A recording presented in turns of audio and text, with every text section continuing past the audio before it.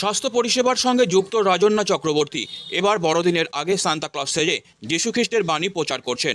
জলপাইগুড়ি শহরের পান্ডাপাড়া, বউবাজার সহ একাধিক স্থানে ঘুরে তিনি শিশুদের মাঝে যিশুর আদর্শ তুলে ধরছেন।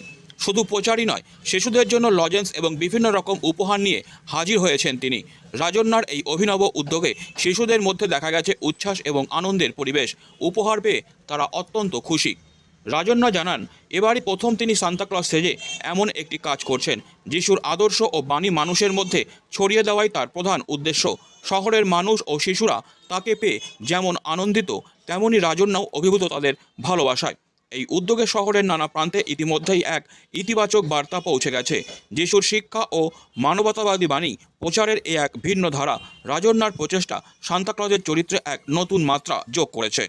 তো বলছি যে আজকের দিনে, আজকের শুভ বড়দিনে আমরা বেরিয়েছি যিশুর সুসমাচার প্রচার করতে।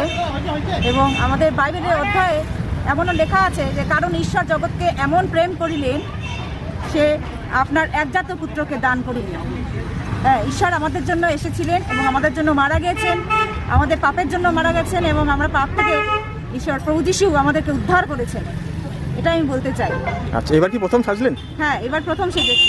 আচ্ছা, আগামী দিনে কি করার ইচ্ছা? প্রতি বছর এই সময় আমরা বেরোই, হ্যাঁ, মহিলারা বেরোই এবং ঈশ্বরের যিশুর সুসমাচার প্রচার করতে, যে প্রভু যিশু কেন এসেছিলেন এই জগতে। তিনি এসেছিলেন আমাদের পাপ থেকে মুক্ত করতে, আমাদের উদ্ধার করতে এসেছিলেন। এটাই আমরা প্রচার করতে বেরিয়েছি।